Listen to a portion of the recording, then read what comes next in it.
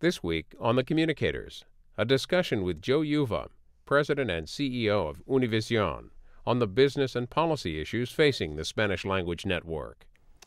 Well, we are pleased this week on the Communicators to have Joe Uva, who is the CEO of Univision, as our guest. We'll explore some of the policy and business issues that network faces. Joining in the questioning, Amy McLean of Cable Facts Daily. Mr. Uva, if you could start by giving us a snapshot of what Univision is. Well, Univision today is the leading Spanish language media company in the United States. Univision began as a UHF television station in 1961 back in San Antonio, Texas. In 1962, the Spanish International Network was formed primarily as a vehicle to sell and serve advertising to the Spanish-speaking population here in the United States. Another milestone that's very important was that in 1970, the Spanish International Network televised for the first time live coverage of the Soccer World Cup, which, as you know, is the world's largest sporting event. Today, Univision Communications, Inc. consists of three networks: the Univision Television Network, the Telefutura Television Network, the Galavision Cable Network, 64 owned and operated television stations in the major Hispanic markets in the U.S. and Puerto Rico, 70 radio stations, Univision Interactive Media, which consists of Univision.com and Univision Mobile.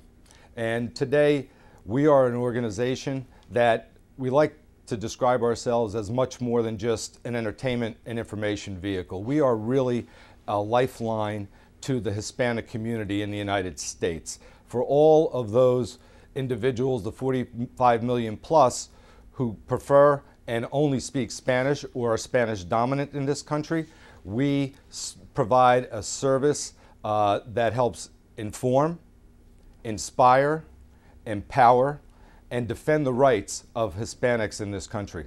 Are any of your programs in English? No, we do not have any of our programs in English on any of our platforms, with the exception of some radio programs on certain select stations at certain times of the day. But primarily, and we are absolutely committed to being the source of Spanish language information and entertainment in the country. Today, the Univision Television Network is among the top 4 broadcast networks in this country, regardless of language, and oftentimes is the #1 rated broadcast network in the country against adults 18 to 34. In addition, our television stations in New York and Los Angeles, KMEX, our flagship television station in Los Angeles, is the #1 rated television station in the country, regardless of language, among adults 18 to 49. And our New York station, WXTV, is the #2 station in the country for local news among 18 to 49-year-olds, regardless of language. And how many homes are you in the U.S.? We reach 96% of all Hispanic households in the United States, and we touch about 80% plus with our Galavision network. We are able to be viewed in over 80% of the U.S. Hispanic cable households with Galavision. Amy McLean. I wanted to talk to you a little bit about retransmission consent, since we're talking about all those great ratings. Retransmission consent, most broadcasters every few years get to elect must carry, which is just that, cable operators must carry them, or retransmission consent, which is when they negotiate for carriage with cable operators, usually seeking payment. So this was the first year that Univision has sought retransmission consent, and I believe you said you expect $350 million over the next 3 to 5 years. Why have you waited until now? Well, I think, Amy, there were a lot of reasons in the past why the previous ownership of the company, and when the company was a public company, they opted for must carry, and that was to provide as wide a distribution as possible of our signals on a local market and national basis. And one way to do that, obviously, is to opt for must carry. However, that limited the company's revenue streams to one primary stream, which was advertising. And as we've seen over the past 18 to 24 months, the ad markets have been in decline. opting for retransmission consent gave us the opportunity to add an additional revenue stream and to do it in a way that ensured that we would be able to continue to invest in the Univision portfolio to make sure that we're serving the needs of our community. I think it's very important to note that we did this in partnership with the cable operators. There had been a lot of press around in late 2007 and throughout 2008 that said this was going to be a contentious negotiation with the cable operators. And I'm happy to say that in July we concluded 140 retransmission consent agreements with all the major distributors in this country. And we were able to do it in a way that will provide long-term benefit to the subscribers to those pay services. And we think it's only fair that we're paid and compensated for our content just as the English language broadcast giants, the Disneys, the Time Warners, the News Corporations, NBC Universal, etc. are. Now they take their retransmission consent really through the cable network portfolio that they operate. But at the end of the day, those rights have generated billions and billions of dollars of market cap for those companies. Do you have any deals left? I know you've gotten several big ones done, Time Warner, Comcast, Dish. No, we are complete. We have 140 agreements. We have Verizon and AT&T in the telco space. We have RCN. We have the distributors you just mentioned, as well as a number of the mid-size and smaller operators that serve smaller communities in the country. And I'm happy to say that during all this, we lost less than 0.5% of our total potential subscriber base. Go ahead. So there was, like you said, there was speculation that we would see some public battles. We didn't. We saw maybe a minor dust-up with Dish Network. I believe Univision ran a scroll in Cablevision. What stopped that from happening? Well, I think it speaks to the power of what Univision is to the Latino community in the United States, first and foremost. And as I said, we did take an approach of a spirit of partnership, how we can help the distributors grow their business and enhance their relationships with Latinos. Let's remember that over 50% of the population growth in this country today is coming from Hispanics. And that means there are going to be more television households to be served by paid distributors. In particular, with the transition to digital television, that trend will be accelerated. And one of the things that all of these distributors recognized is that Univision occupies a very unique place in the hearts and minds of the community that we serve. I've never seen a media company have the kind of relationship that we have with our audience, and it's because of the commitment that we make to make sure that we're focused on the issues that are the most important and critical for them to assimilate into the fabric of society here in the United States. Mr. Uva, being a Spanish language network, have you sometimes been overlooked by advertisers or by cable companies or misunderstood? Well, I think that's an evolving process, Peter, and it's a great point. Advertisers who understand the opportunity and understand the fact that Hispanics are having larger families, they're consuming more product, the fact that the economic diversity of the community in terms of its employment base is no longer just in the agricultural or service and construction trades. It is really a population that has now represented itself in medicine, in law enforcement, in corporate America, entertainment, in every major sector of the economy in this country, banking certainly, real estate.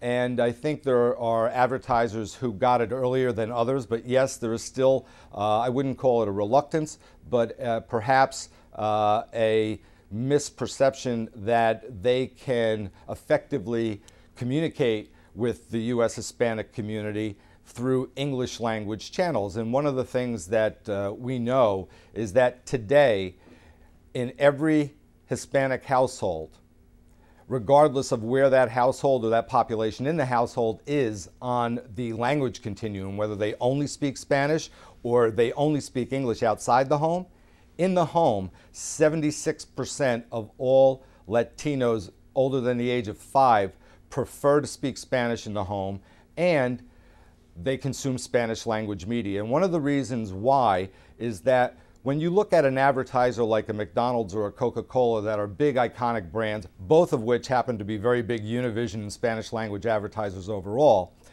but you look at the golden arches, you look at the Coca-Cola logo, it's very easy for someone to understand what the product sell is. But the minute that you get into comparative claims, when you're talking about efficacies of products in your communication and choice to be made, Hispanics would rather be spoken to in their first language and in the language of their heart. It helps them make their decisions. Do you also find in Congress or the FCC that there's sometimes a misunderstanding of Univision?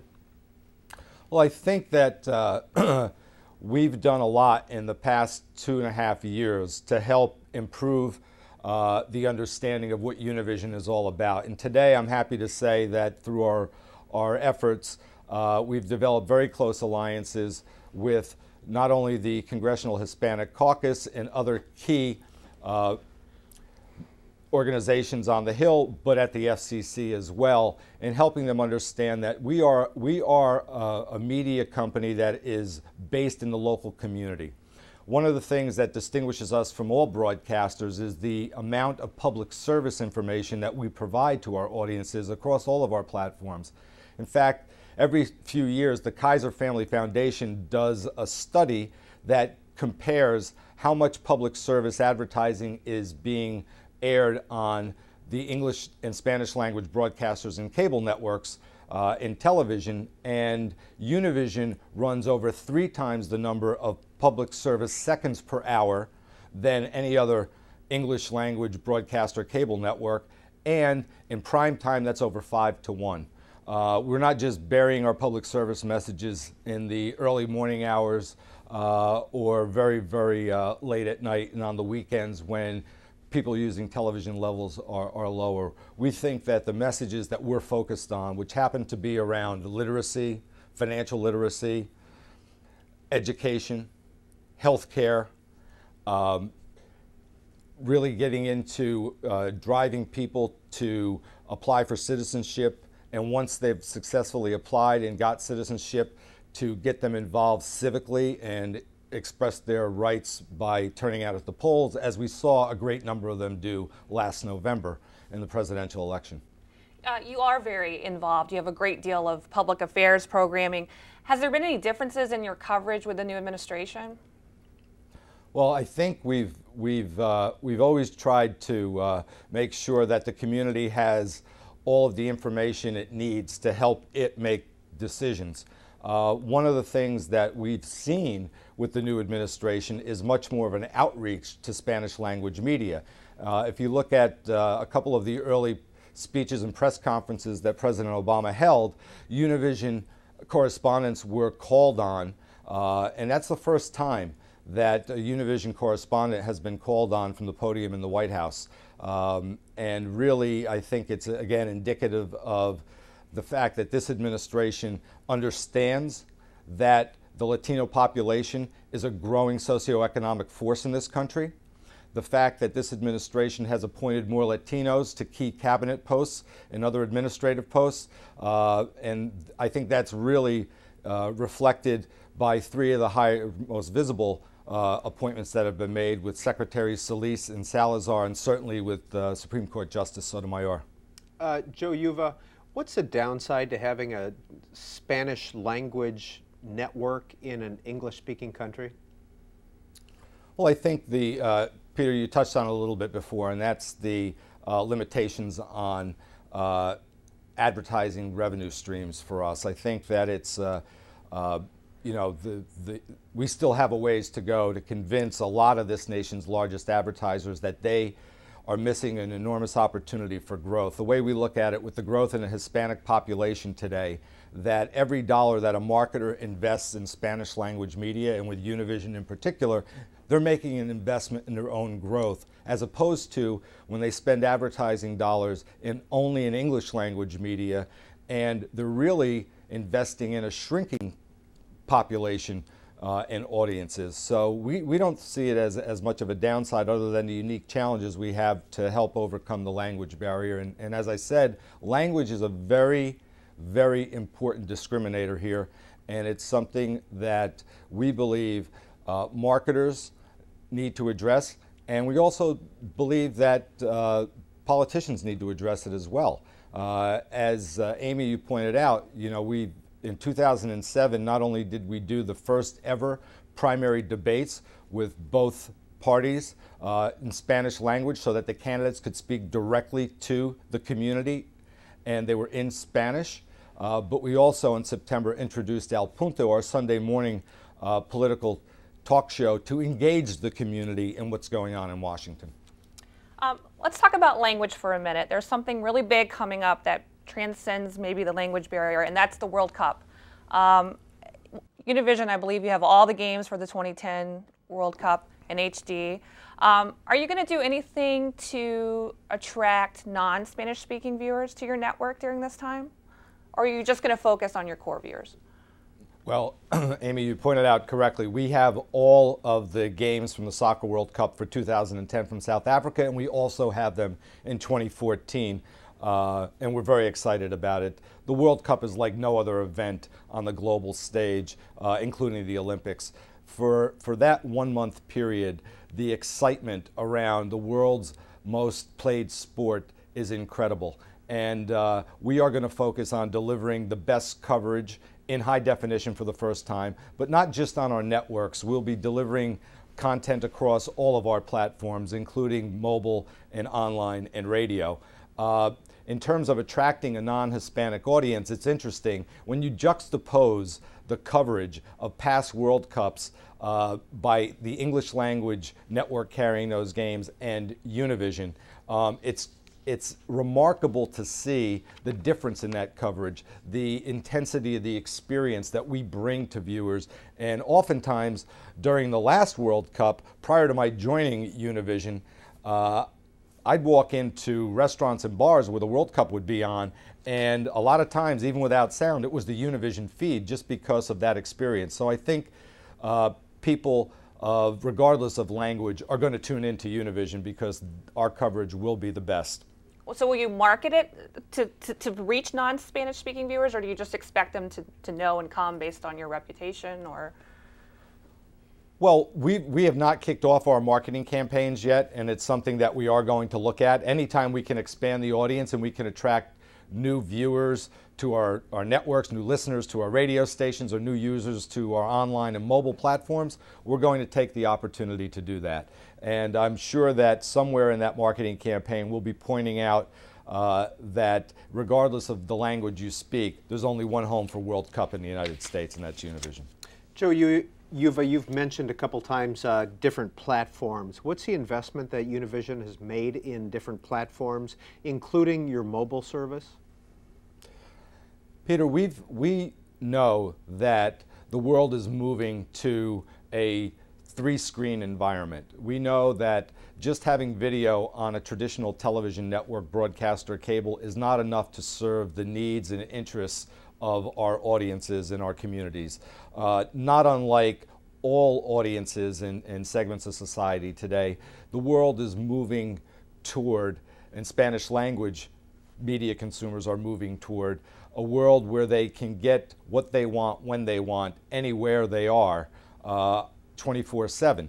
And it's vitally important for us to make sure that we continue to invest in those new media properties. We've made a substantial investment this past year in remaking Univision.com, which is the flagship and the center of our interactive efforts. We believe that as more and more Hispanics continue to sign up for broadband, and that is the fastest growing segment of the population today that is acquiring broadband in the home, we believe very strongly that we're going to have to continue to provide new content, more interesting interactive experiences. And fortunately for us, we have a multi-platform portfolio that allows us to promote what we're doing across all of our platforms. Specifically in new media, we've invested in original content in the programming area. We've added some new video search capabilities and functionality. We're going to be making more and more investments in what I will call verticals across our entire portfolio going forward.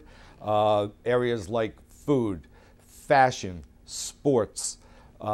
These are areas that have been really underserved as it relates to the Hispanic community, and we think new media gives us the opportunity to move forward with that. It's also important to note that, particularly among young Mexican-American males, mobile usage way over indexes non-Hispanic usage of mobile properties here in the United States, and we're very excited and bullish on continuing to invest in our mobile platforms as well. Are you broadcast outside the U.S. at all? Only in Puerto Rico. Let's return to policy if we could, Mr. Uva, in the time. You talked about your efforts in Congress and at the FCC. What are the policy issues that most concern you when it comes to the FCC or when it comes to legislation that Congress is considering? Well, first I'll address the FCC. Clearly, the new FCC chairman, Janikowski, has a very big focus on broadband, and we think that's a very good focus. We want to make sure that we're a big believer in net neutrality, and we hope that as broadband becomes available, that rich user experiences will continue to be made affordable, and we will be treated just like anybody else who may control that pipe in terms of the content going into the home. So we think that's important. We also think that one of the policy issues that the FCC is looking at, that in today's world, really foreign ownership is something that perhaps the caps have perhaps outlived their usefulness. When you look at the other side of the house in the FCC and telecom, certainly you have foreign investors in the telecom sector. And that's really at the heart of the network that we all ride on in this country. And we think that for minority broadcasters in particular, that foreign ownership and foreign capital could be a new source of capital to help increase minority ownership and to help those who are struggling be able to fortify themselves going forward. In Congress, some of the legislation that we're watching closely is obviously everything to do with healthcare, certainly, and certainly we fully expect that the administration will be addressing immigration reform down the road. But more immediate, one of the issues that's before Chairman Towns' Oversight Committee today is got to do with electronic measurement of radio audiences by Arbitron and its device, the Portable People Meter, known as PPM. We and all broadcasters are in favor of electronic measurement. We think that's a far more accurate way to fully represent what's going on in the listening audiences in this country. However, there is a fatal flaw in Arbitron's current methodology in that minorities, both Hispanic and African American, are woefully underrepresented in their samples and is not reflective of what the composition of the population is. So Arbitron needs to very quickly improve its methodology and its sampling techniques so that they don't continue to disadvantage minority ownership. We've joined a coalition with other Hispanic and African American radio broadcasters. We believe very strongly that until Arbitron has full accreditation from the Media Ratings Council, MRC, that they should not be in the market rolling out a substandard service, which clearly disadvantages minority broadcasters and those who serve the minority communities. There are smaller broadcasters, radio broadcasters in this country, who in addition to feeling the economic pinch that we're all feeling because of the reduction in ad markets, are really going to suffer even more as those audiences to the radio programs and radio stations are not accurately reflected and represented. And as you may know, in the Attorney General in New York and New Jersey, Florida, and Maryland all filed suits against Arbitron, and Arbitron is working out settlements. But that's not good enough. We don't know whether this is going to lead to hearings, but we do encourage members of Congress to take an active vigilance on this situation. It's critical and could affect the future of radio broadcasting for minority communities in this country. On the television ratings currency, what about Nielsen? What are your feelings on their measurements? I think Nielsen has done a very, very good job of making sure that the samples are accurately reflective of the population, that the methodology is very good. We applaud their initiatives in the fact that later this year they will be rolling out live plus same day measurement in their local people meter markets in a local market, which will improve the currency. And we think Nielsen has done a good job. One more thing I wanted to ask you about is that you have a new president coming on board in just a few weeks, and I believe he's only 35. So can you tell me a little bit about why he's the person for the job? Well, actually, let me be clear on Cesar Conde's appointment. Cesar's a remarkable talent. Despite his chronological age, he is much more mature professionally and personally than his age would indicate. He's got a vast amount of experience. He is one of the brightest, most insightful executives I've ever had the opportunity to work with. Cesar's role is the president of Univision Networks, which means that he will be responsible for oversight of the Univision, Telefutura, and Galavision networks part of our business and the production facilities that support those networks. Ray Rodriguez, who announced his retirement, was the president and chief operating officer of the company. Ray is not being replaced. The chief operating position is will no longer be in existence at the company, and the president's title for the company is actually being taken on by me. But that said, Cesar is going to be heading up the largest piece of the Univision portfolio, and certainly our most important when it comes to reach. He has operating experience from the Galavision network. He worked as my special assistant when I first joined the company across the entire portfolio of Univision. As you may know, he's a former White House fellow and was fortunate enough to be assigned to then Secretary of State Powell. And he really understands where the business world and Washington come together. And because he's a bicultural person of Peruvian and Cuban American descent, he has a unique touch for the community. And Cesar is going to provide a lot of great leadership and will really drive a lot of the innovation that's going to take us into the future. Keep in mind that with the population trends and what's likely to come out of the census in 2010, Hispanics are going to represent an ever-increasing percentage of the population in this country. And it is not inconceivable that sometime within the next 5 to 10 years, the Univision network could be the #1 rated network in this country every night of the week, regardless of language, just based on the population growth and the fact that we continue to be the primary choice for Latinos in this country when it comes to television entertainment, along with radio and certainly online. And finally, Mr. Uva, you mentioned that immigration reform was an issue that Univision is following in Congress. Why would a television network be following that issue? Well, I think it's an issue that is of primary importance to the community we serve. And it's right up there alongside of employment, education, healthcare. It is a very important issue for our community, and as such, we will continue to monitor and follow what's happening both on the Hill and with the administration in terms of how immigration reform gets addressed over the next few years. Joe Uva is CEO of Univision. Thank you for being on the Communicators. Amy McLean, thank you as well.